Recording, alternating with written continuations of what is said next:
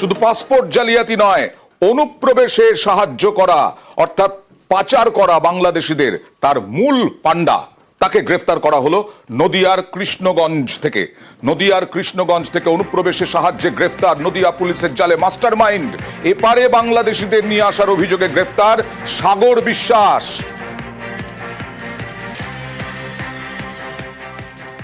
সরাসরি চলে যাব প্রতিনিধি রঞ্জিতের কাছে। রঞ্জিত, কি করে খোঁজ পাওয়া গেল এই দুষ্কৃতীর, অর্থাৎ যে বাংলাদেশের পাচারের সঙ্গে জড়িত?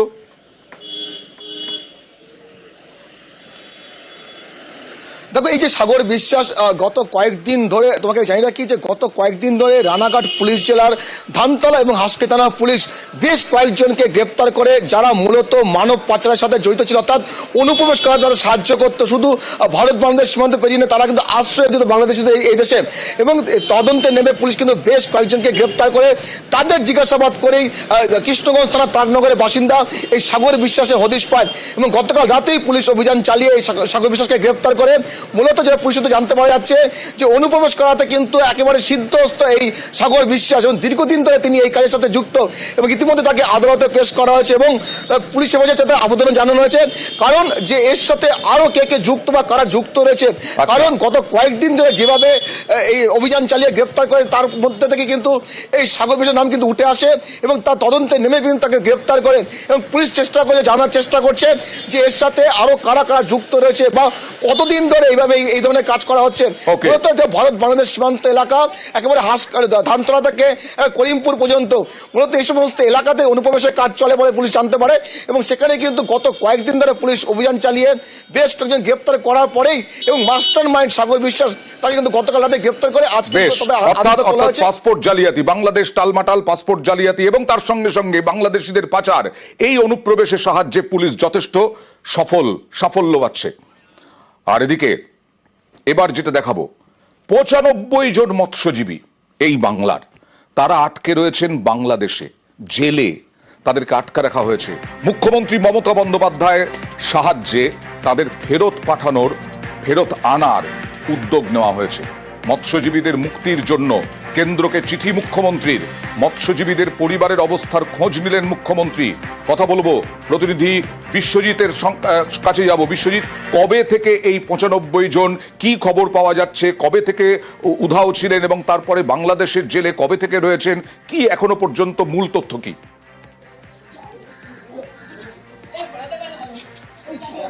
হ্যাঁ দেখো, গত 2 মাস আগে এই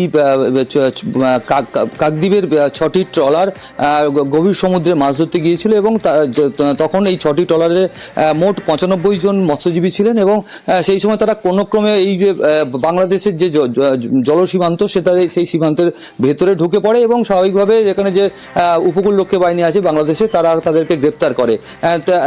গত 2 মাস আগে, 2 মাস থেকে কিন্তু তারা বাংলাদেশের জেলে বন্দী হয়ে রয়েছেন। এবং এই খবর যখন মুখ্যমন্ত্রী মমতা বন্দ্যোপাধ্যায় যখন পেলেন, এবং একদম সরাসরি তিনি কিন্তু কেন্দ্রকে যেমন চিঠি করেছেন, পাশাপাশি তাদেরকে কিভাবে ছাড়ানো যায়, কিভাবে বাংলাদেশে আনা যায়, সেইটার জন্য কিন্তু তিনি যে প্রক্রিয়া, সেই প্রক্রিয়া কিন্তু শুরু করে দিয়েছেন। এবং যে কাকদ্বীপের যে বিধায়ক রয়েছেন মন্টুরাম পাখিরা, তাকে কিন্তু ফোনে যোগাযোগ করেছিলেন। মৎস্যজীবীরা, তাদের পরিবার কেমন আছে সেটা কিন্তু খোঁজ নেন। তার পাশাপাশি তিনি যত তাড়াতাড়ি সম্ভব তাদেরকে ছাড়িয়ে আনা যায় সেই কথাও তিনি কিন্তু উল্লেখ করেছেন। এবং স্বাভাবিকভাবে মৎস্যজীবীদের যারা পরিবার রয়েছে তারা কিন্তু যে একটা উৎকণ্ঠার মধ্যে যে পরিস্থিতি, বাংলাদেশের সঙ্গে ভারতের সম্পর্ক, বাংলাদেশের এক অংশের মানুষ যেভাবে ভারত বিদ্বেষী বিভিন্ন কথাবার্তা বলছেন, তাতে খুব স্বাভাবিক বাংলাদেশের এই যে 95 জন মৎস্যজীবী যেখানে আটকে রয়েছেন বাংলাদেশে, এপার বাংলার মৎস্যজীবীদের পরিবার আতঙ্কে কাটাবেন, এটাই খুব স্বাভাবিক। প্রায় 2 মাস আগে কাকদ্বীপেরই 6টি ট্রলার পরপর এরা গভীর সমুদ্রে মাছ ধরবার জন্য গিয়েছিল।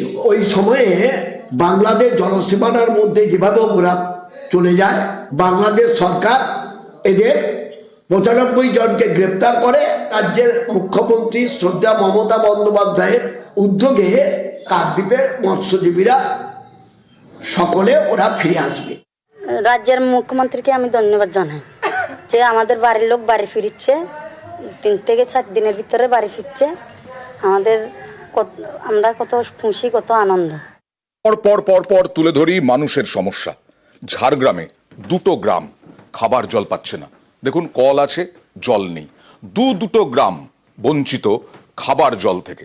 কেন বঞ্চিত, কতদিন ধরে পাচ্ছে না, কি ব্যবস্থা নেওয়া হচ্ছে পঞ্চায়েতের পক্ষ থেকে বা প্রশাসনের পক্ষ থেকে, আর স্থানীয় বাসিন্দারা তারা সমস্যার কথা কি বলছেন দেখুন আগে। এই যে বাড়িতে বাড়িতে জল দিয়েছে, কবে থেকে জল দিয়েছে?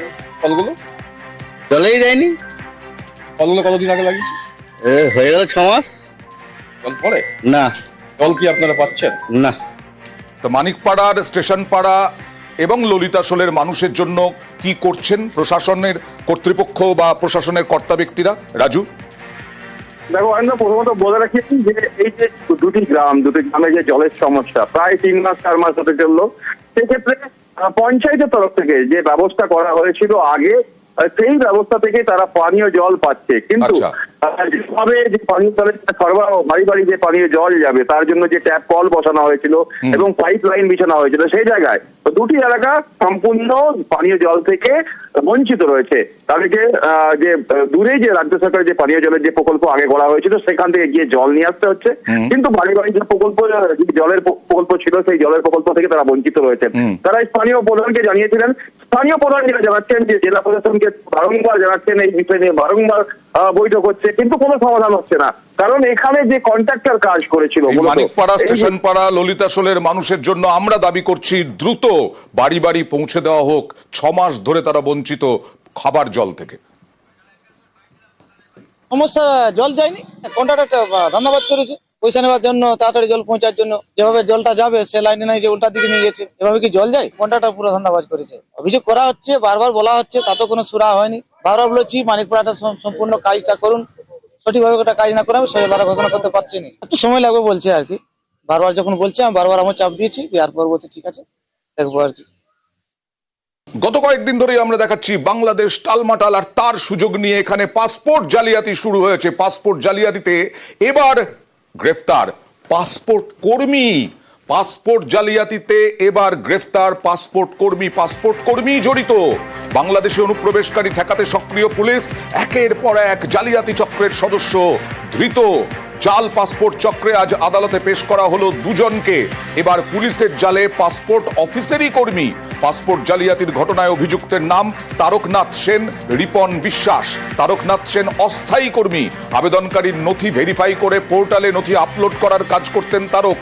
পুলিশের দাবি, তারকের মাধ্যমে জাল নথি দিয়ে পাসপোর্ট তৈরি করাতেন সমরেশ বিশ্বাস। নথিপত্র পাঠিয়ে দিতেন তারকের কাছে। পাসপোর্ট সেবা কেন্দ্রে বসে পোর্টালে নথি আপলোডের সময় সমরেশের পাঠানো নথি আপলোড করে দিতেন, যার ফলে ভুয়ো নথিতেও পাসপোর্ট ইস্যু হয়ে যেত। দুজনকেই আলিপুর কোর্টে নিয়ে যাওয়া হয়েছে।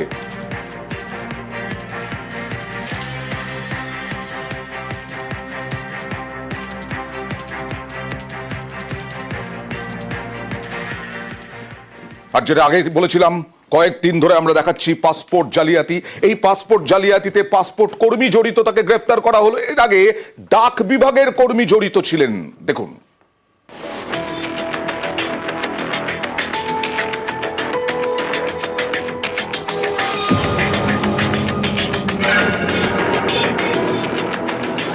বাংলাদেশে অশান্তি, এমনই এক পরিস্থিতিতে গত 30শে নভেম্বর কলকাতা থেকে ধরা পড়ে এক বাংলাদেশি, নাম সেলিম মাতব্বর। উদ্ধার হয় সেলিমের ভারতে তৈরি করা জাল পাসপোর্ট। এবার সেই জাল পাসপোর্ট চক্রের মৌচাকে ঢিল। গত 12ই ডিসেম্বর রিপন বিশ্বাস নামে একজনকে গ্রেপ্তার করে কলকাতা পুলিশ। তাকে জেরা করে তদন্তকারীদের জালে আরো দুজন। এদের মধ্যে একজন রিপনের বাবা সমরেশ, আরেকজন দীপক মণ্ডল, যিনি ইএম বাইপাস লাগোয়া পঞ্চশায়ার পোস্ট অফিসের অস্থায়ী কর্মী। তদন্তকারীদের সন্দেহ, এই ভুয়ো পাসপোর্ট চক্রের অন্যতম মাথা সমরেশ। ভুয়ো নথিপত্র তৈরি করতো? আমি জানি না। এর আগেও তো আপনার হাজবেন্ড অ্যারেস্ট হয়েছে। সমরেশের বিরুদ্ধে একাধিক অভিযোগ, এর আগে দিল্লিতে গ্রেপ্তার হয়েছে, বারাসাত পুলিশ অ্যারেস্ট করেছে, এবার কলকাতা পুলিশ অ্যারেস্ট করলো। আপনার ছেলের সঙ্গে কি সম্পর্ক এদের? তদন্তকারীদের দাবি, এই চক্রটি পাসপোর্ট তৈরির জন্য প্রয়োজনীয় সব নথি জাল করত। ভুয়ো পাসপোর্ট তৈরি করতে প্রায় 2 লক্ষ টাকা নেওয়া হতো। এখনো পর্যন্ত তারা 250-র বেশি পাসপোর্ট তৈরি করেছে। ভুয়ো পাসপোর্ট চক্রের অন্য একটি মামলায় আগেই এনআইএর হাতে ধরা পড়ে একজন। তার সঙ্গে ধৃত সমরেশের যোগ পেয়েছেন তদন্তকারীরা। নথি জাল করার অভিযোগে আগেও সমরেশকে বেশ কয়েকবার গ্রেপ্তার করে পুলিশ। গত কয়েক মাস ধরে অশান্ত বাংলাদেশ আক্রান্ত হচ্ছেন সে দেশের সংখ্যালঘুরা। অনুপ্রবেশ রুখতে সীমান্তে চলছে নজরদারি। এই পরিস্থিতিতে গত নভেম্বরে নিউ টাউন থেকে 4 জনকে গ্রেপ্তার করে মেঘালয় পুলিশ। পরে আরেকটি ঘটনায় গ্রেপ্তার করা হয় আরেক বাংলাদেশিকে। যারা গ্রেপ্তার হয়েছেন তাদের বেশিরভাগই বাংলাদেশের সংখ্যাগুরু। অভিযোগ, এদের অনেকেই এদেশে এসে ভুয়ো পাসপোর্ট তৈরি করাচ্ছেন। এই জাল পাসপোর্ট তৈরির অভিযোগে এবার কলকাতা পুলিশের জালে আরও 2 জন।